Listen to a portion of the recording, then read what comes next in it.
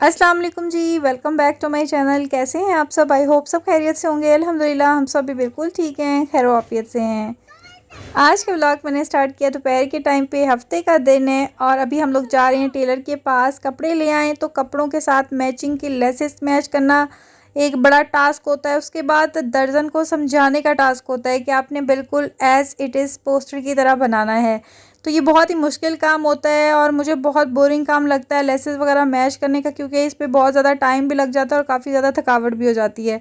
तो बस ये हम लोग यहाँ से टेलर के पास जाएंगे और रास्ते में हफ्ता बाज़ार का विज़िट करते हुए हम लोग जा रहे हैं। आज माशाल्लाह से काफ़ी ज़्यादा इनकी सेल हुई होगी क्योंकि रश बहुत ज़्यादा था। अभी तो कुछ भी नहीं है, मैं थोड़ा लेट उठी थी सो के और जब मैं बाहर आई हूँ तो इतना ज़्यादा रश था, बाइक्स खड़ी हुई थी, लोग दूर दूर से शॉपिंग करने के लिए आए थे और ज़्यादा कपड़े वाले के पास और ज्वेलरी वाले के पास रश था।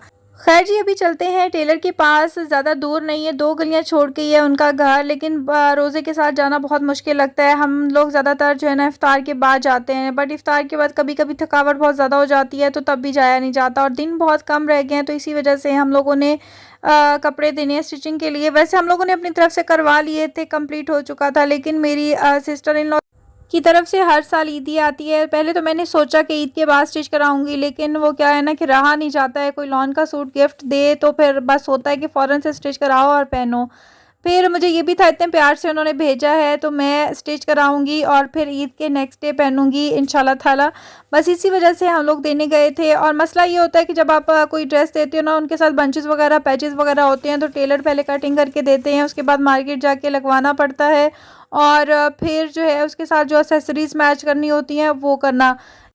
मेल टेलर्स का ये होता है कि उनको बस एक दफ़ा दे दो और पोस्टर दे दो तो बस आपको सेम वही चीज़ बन के आपके सामने आ जाती है। जो जो चीज़ें लगनी होती हैं, जो जो पैचेस लगने होते हैं, ये उनका काम होता है।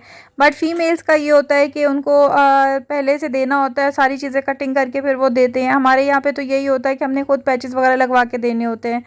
खैर जी, यहाँ पे मैं आ गई हूँ किचन में और आज हम इफ्तार में कोई डिफरेंट चीज़ बनाएंगे। पकौड़े समोसे खा खा के बोर हो चुके हैं और थोड़ा सा गैप देना चाहिए कभी कभार, इसलिए आज हम इफ्तार में बना रहे हैं आलू मटर पुलाव, जो कि बहुत ही मज़े का बना था, बहुत अच्छा भी लगा था, शायद काफ़ी दिन के बाद खाया था इसलिए। और एक ही चीज़ चना चाट पकौड़े समोसे खा खा के बोर हो गए थे तो थोड़ा चेंज भी हो गया था। लेकिन पकौड़े फिर भी बने थे, ऐसा नहीं है कि पकौड़े नहीं बने थे। मुझे समझ नहीं आता, ये कहावत भी है कि नमाज और रोज़े तो फ़र्ज़ किए गए हैं हम पे, लेकिन मुसलमानों पे ये पकौड़े समोसे किसने फ़र्ज़ किए हैं, बस ये बता दे कोई। मुझे भी बस ये बता दें कि ये किसने फ़र्ज़ किए हैं। जिस दिन हमारे घर में रोटी और सालन का होता है कि आज इफ्तार में ये खाया जाएगा, लेकिन साथ ये भी बोल दिया जाएगा चलो थोड़े से पकौड़े भी बना लेना। मतलब जब पकौड़े भी बना लेने तो पीछे रह क्या जाता है।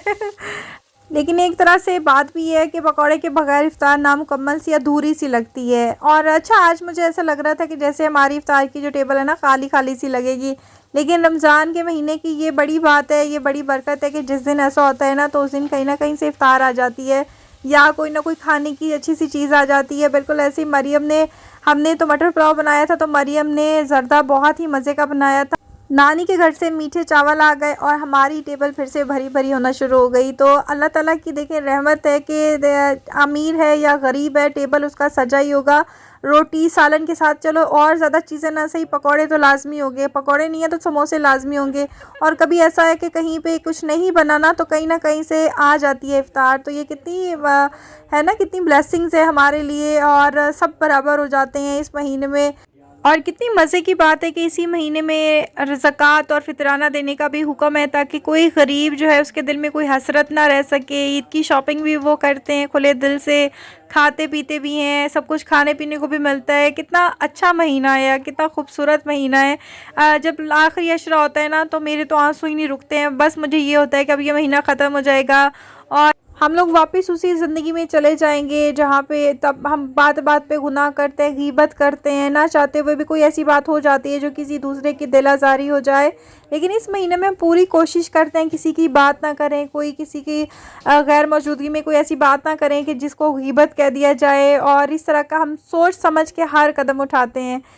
जबकि हमें बाकी दिनों में भी ये सब कुछ पता होता है, लेकिन फिर भी हम इतना ख्याल नहीं करते हैं जो जितना ख्याल हम इस महीने में करते हैं। किसी की दिल आज़ारी ना हो जाए, किसी की गीबत ना हो जाए, कोई हमसे ऐसी बात ना हो जाए कि हमारा रोज़ा ख़राब हो जाए, हमारी पूरी मेहनत ज़ाया हो जाए।